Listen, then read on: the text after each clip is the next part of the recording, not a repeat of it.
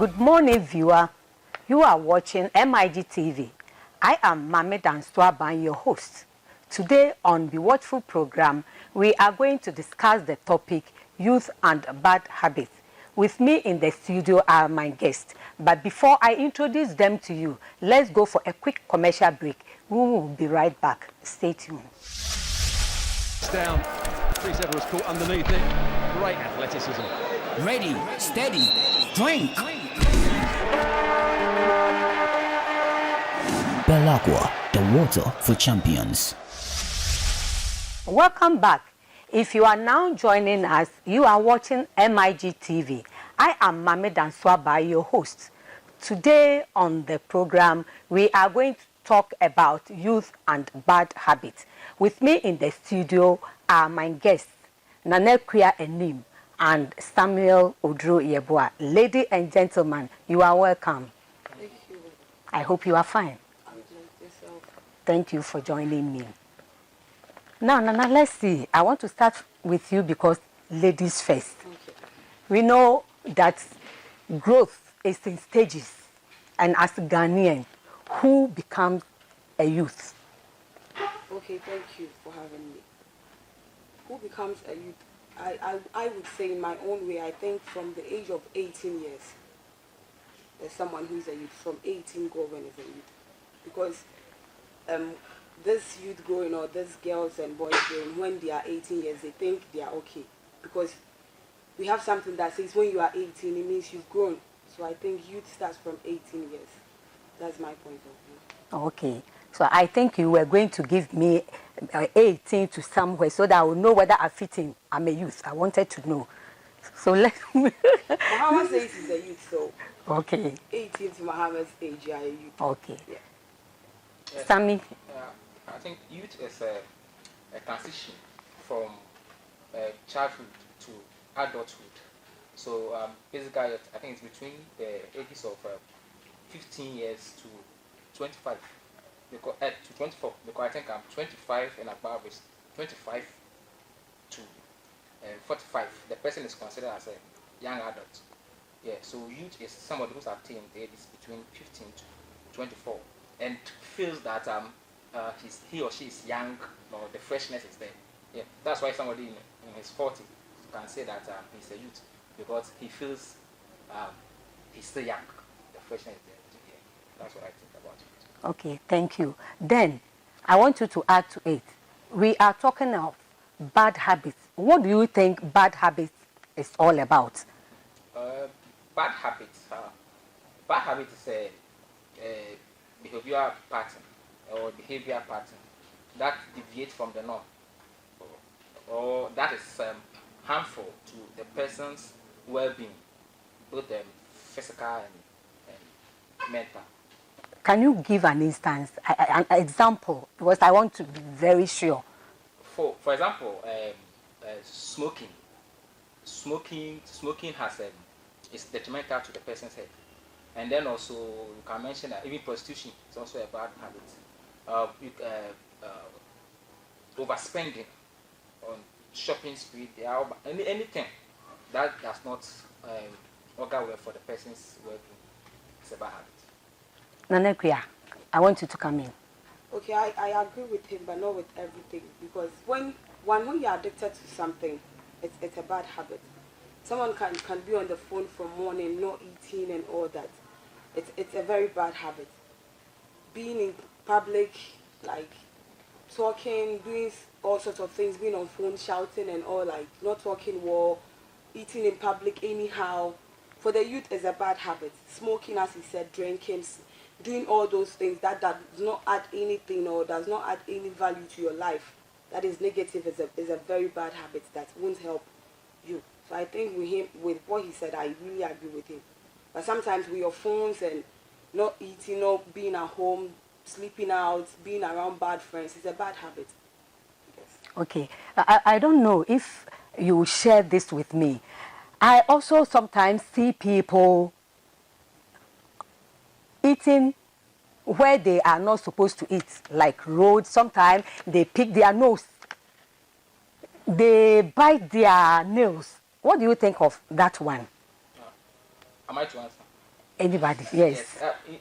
You see, like I said, anything that deviates from the norm, you know, but I always say that we have two types of behavior. We have behavior that is quite subjective to the person, and then we have that one that's objective. You know, that is how people see it.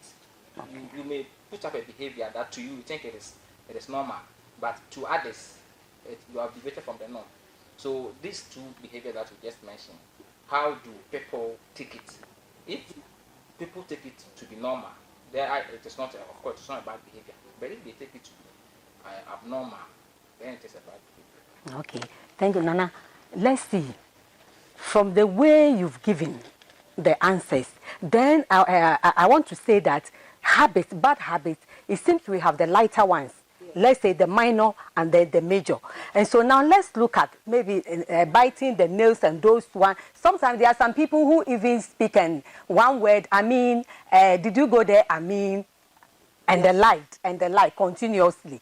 So now let's look at the major ones like drug abuse, smoking, and alcohol. I want to link the three because most often those who are on drugs, they are friends to the two. So what do you say about the major ones being the drug abuse, alcohol, and then? Before a youth or before someone finds him or herself into this, one is about where he or she finds himself to be or herself to be, the society, the kind of family, the support and all that. Maybe someone introduced you to a friend or to the drug or the smoking, and this person does drinking as well. Because he or she introduced you to the drinking, you end up doing the smoking as well. So I think with this thing, it's not like you just sit down and be like, I want to smoke, I want to drink. Sometimes those people are there that get up and say, I want to drink, I want to smoke to just wash away my pain or take away some pains I'm going through. But that one is just for a while.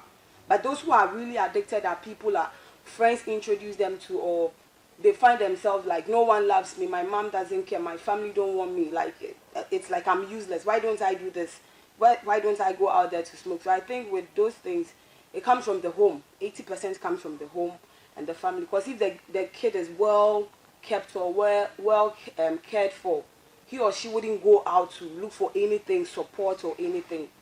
That's what I think.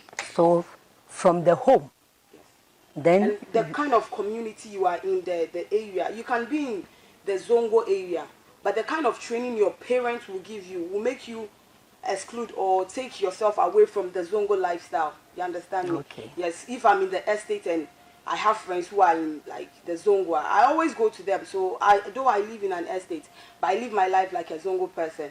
But I'm in a Zongo area, but my mom have given me that training, said you are in Zongo, but it doesn't mean you should behave like one of them. So I see myself, I'm in Zongo, but I live an estate life. So most of it comes from the home.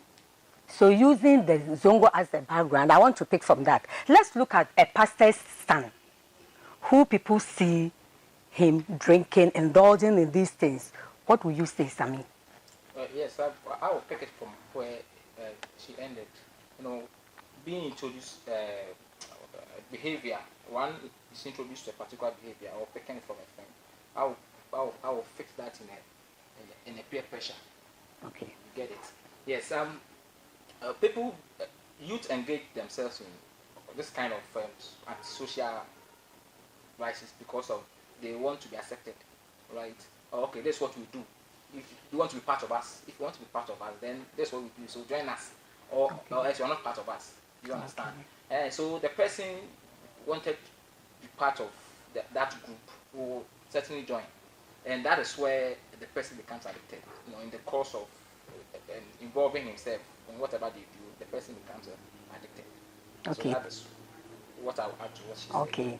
So you are trying to tell us some of the causes of as the peer group, and then from the way you said it, there is an adage that show me your friend and I show you your character.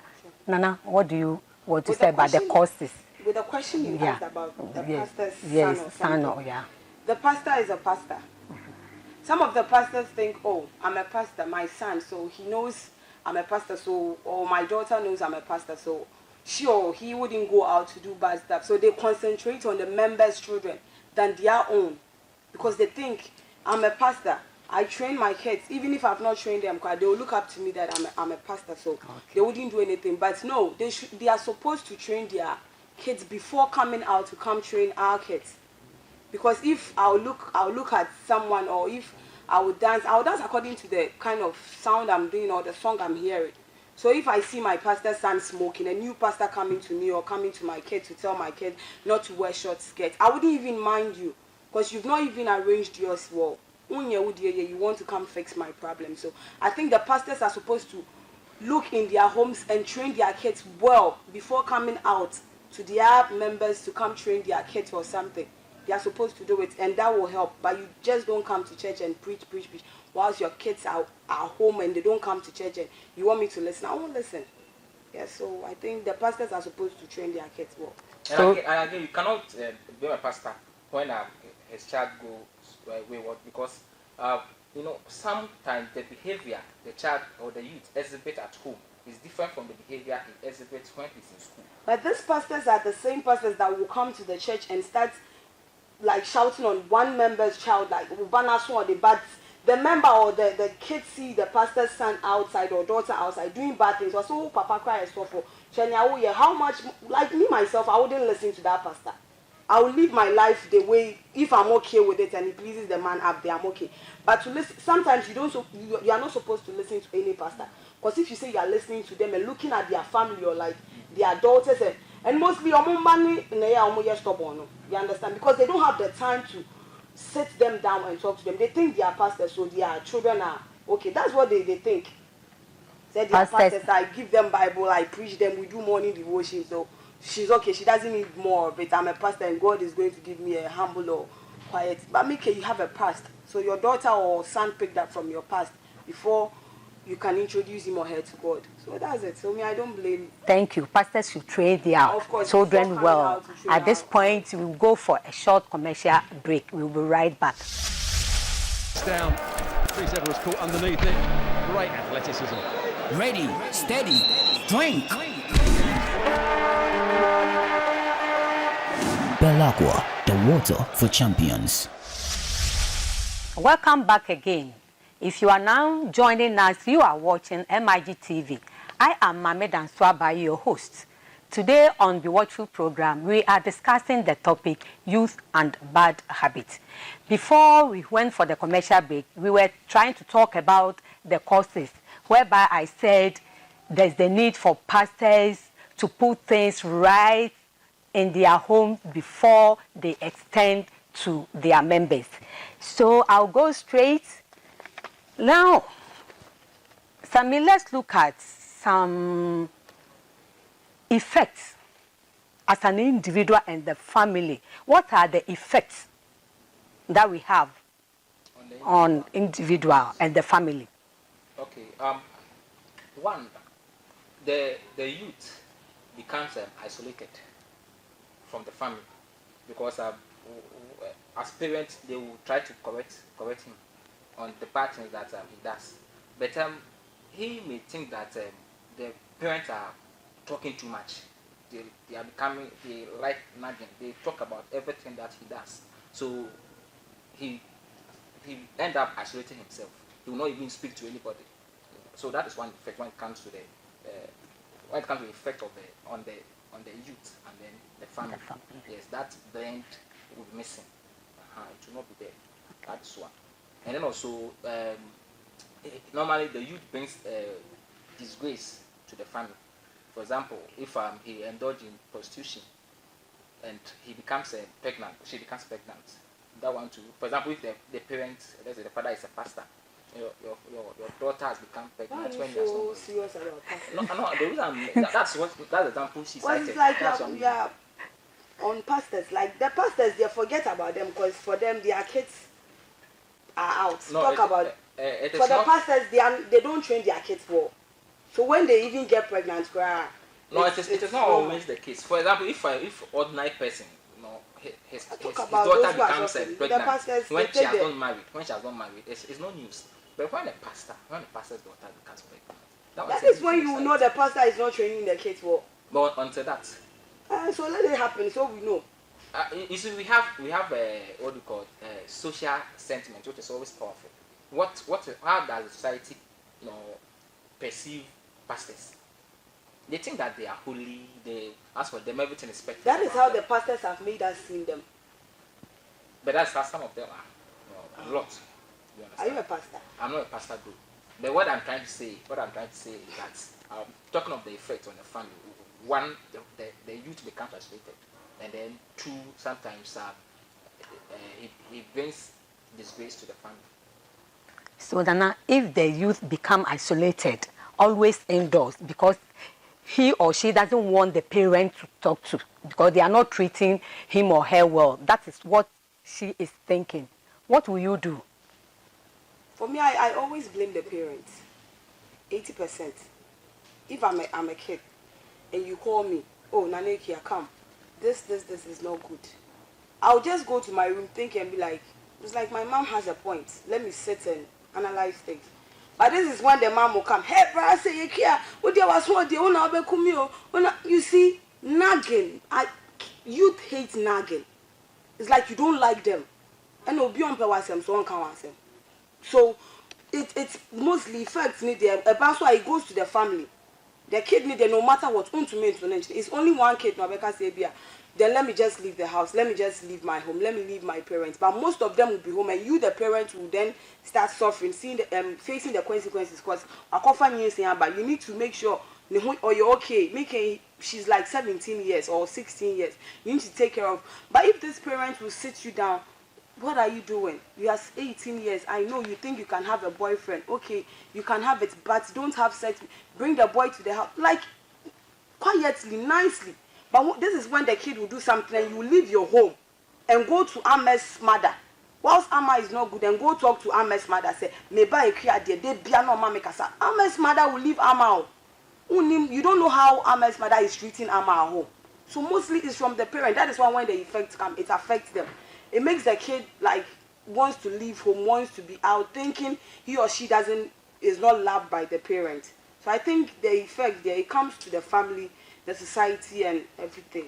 So now, as you are saying, the youth decide to leave home. Yes. And when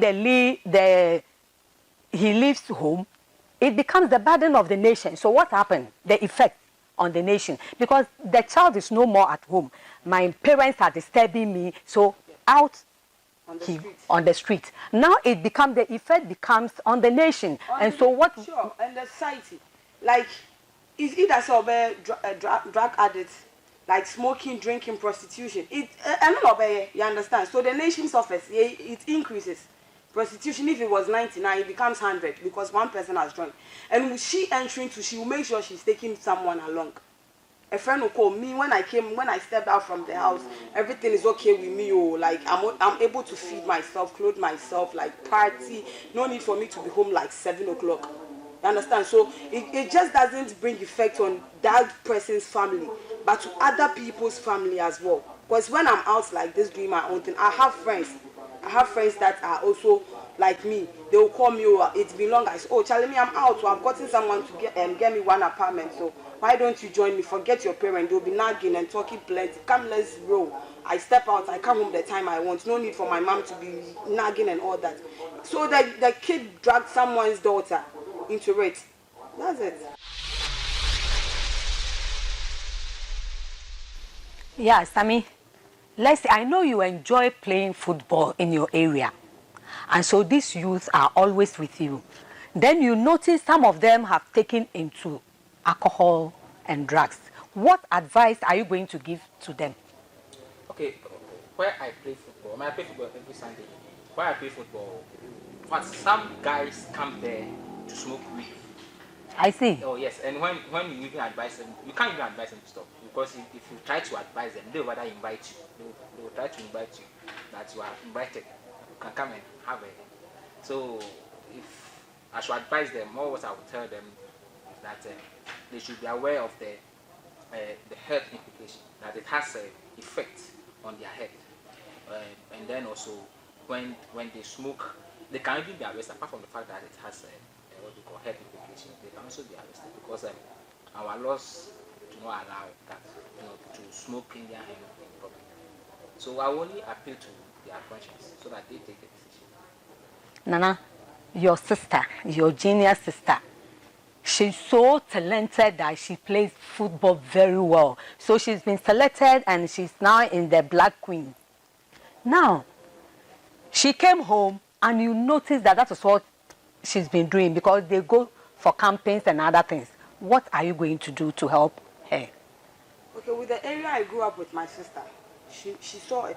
She saw the guys that started smoking, the girls that started doing those things, where it landed them. For with my sister, I'm not really going to be so cool talking to her. I'll just sit her down and ask her some few things. If that's where she wants, and if she wants to go like higher, get to a point people, international stations are going to watch her, then she should stop. But if she wants to come home and try to sell, and I'm going to make her sell on the street to feed herself, she should choose between those two. It's either she comes and stay home and sell and feed herself, or she stops what she's doing, concentrate on her football. I support her. The little I can do, I will do for her. So she goes global. That's what I'll tell her, to choose between the two. And I think at her age and where she is right now, she's going to sit and decide very well. From the way you are talking, then it seems I'm getting the impression that maybe you are taking care of your sister. That is why you give her that option. Yes. I went through a lot making sure she gets there. So if she wants all those things to come to nothing now, that's the two things I'll give it to her. If she leaves my house, she goes and feed herself somewhere. But you are now, people watch you on TV, Ghanaian TV. Soon you'll be out there. So if you want to remain in Ghana and sell on the street, fine, I'm cool. Not in my house. But if you want to be that star global, everyone watching you, mentioning your name, you stop those things. That's bad. So Sammy, your brother, also in the Black Star, what will you do? Well, we learn from examples.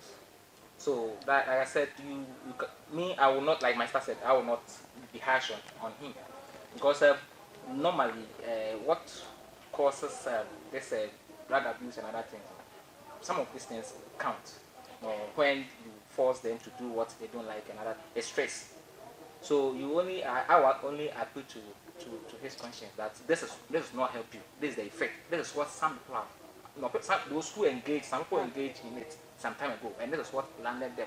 If you have what we call a movie that depicts the effect of drug abuse or bad behavior, you can let him watch it, and he will take a decision. Because if he's a youth, my brother, he can take a decision on his own. So you cannot force. I cannot force him. But you see, you said you are not going to be harsh. Don't you think there are some of the youth, if you treat them gently, rubbing the shoulders gently, they don't like it? Don't you know that? The thing is, if you so you run up for me. But if you force him, like you said, the effect, that's where the effect will come to play. If you force him, he may leave the house. It's just like a lady who is in love. If you try to use force, that I will not let you see the person is, before you are aware, she has packed her things to join the person, to join the man wherever he lives.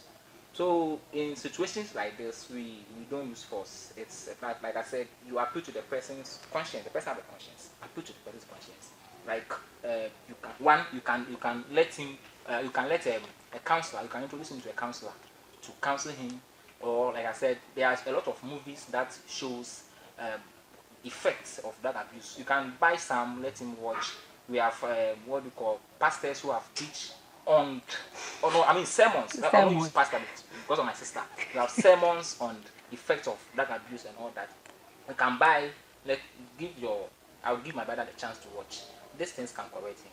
Rather than to say, if you don't stop, I'm going to kick out of the house, so I will not be part of my brother. You say, okay, then do what pleases you. What about that one? If your brother is at a stage, if he or she is playing, like, let's say Kotoko, someone is out there better than your brother, and your brother knows it. Knows that this person, if he or he should come to Kotoko, I'll be out. Yes. I'll be at the bench. And I'll just make that statement to you. I'm not going to cool down and tell you, leave the house and you. No. At this stage is when you need to talk harsh to him and tell him, say, when Sadiq, he's a very good footballer, but he hasn't gotten that. How many times have you that opportunity? How many times have you maybe you talk to him every day, and all of a sudden he's changing. So this is when you tell him, say, have you seen Sadiq out there? Sadiq is a very good footballer. He's like you times 3. So if Sadiq should get this chance you have, that you want to mess it up, Sadiq wouldn't do what you are doing. So sit. And if you do what, I'm not going to beg. Maybe I have the links. I wouldn't take you. I'll move Sadiq. Someone will be able to make you minsu a for being so much more. Do you understand? Is that what you call the best thing to do? It's not the best, but sometimes you need to make the kid know, say, when your opportunity now, try and use it well. Because someone out there needs that opportunity to sleep on it, wake up on it, do everything on that opportunity. But you have it and you are messing it up. You understand? Okay, yeah. But my concern is that sometimes approach to issues counts a lot. Sometimes the moment you are cool, the moment as we said earlier on, I said there are some things you need to start with slow. You need to sit the person down. Fine. But this is the time your brother, you guys were in this bad area. He saw everything that was going on. So I said, this guy smoked, it didn't help. This girl did this. So he knows. I know the right and wrong. All of a sudden, I call camp by. You understand? That is when you tell him things are Uber referring with people for him to know what he's doing. It wouldn't about any cutlass for my brother. He's a cool type. Even now, I will even smoke and brush my teeth outside. He won't see. You understand? But as soon as you put that kind of fear in him, or corner or cry, he's like, Charlie, my career is at stake. My brother dear, the way he is, my sister dear, she can take me out, the links she has. Yeah, so sometimes you need to be harsh. Not like harsh, but harsh. Small. Thank you, Nana. But I want you to continue and run up your final saying. Okay. To the youth out there, I always blame your parents, but sometimes it's from you as well. Don't make your friends force you to do what you don't want to do. Don't make your parents tell you are not the best. Believe in yourself. Know you can do it. If someone did it yesterday, you can do it today. Believe in yourself, as I said, and I tell you, you will get there. Forget smoking. Drinking will not do anything to you. It will let you forget your problem for just a night, but the next day the problem still remains. So make sure you don't do anything that will bring harm to your body, your system, and your family. Thank you. Thank you, Sammy. Yes, sir. What I would say is that if you realize that you are in a bad behavior and you want to change, that's where somebody can help you. So one, you need to realize that there's a particular behavior pattern that you're exhibiting that you don't like, and then you can talk to your parents, or even if not your parents, your pastor or any stakeholder in the society who count to help you out. That's what I would say. Thank you. Youth out there, hopefully you have heard us. I have this to add. Remember that drugs are a rose line lane to misery and unhappiness. Drugs are used to escape boredom. Alcohol dulls the senses. Stop drinking alcoholic beverages. Enjoy youth. It lasts but a while. So soon we've come to the end of today's program. I'll first thank my guests for their time. I cherish you and I love you. I also thank my producer and the crew for a wonderful job done. Hey, my viewer, I haven't forgotten you. For your time, I love it so much. But make a date with me the same day, the same time for another interesting topic. That's Mame Dansoa Ban. Stay blessed. Bye-bye.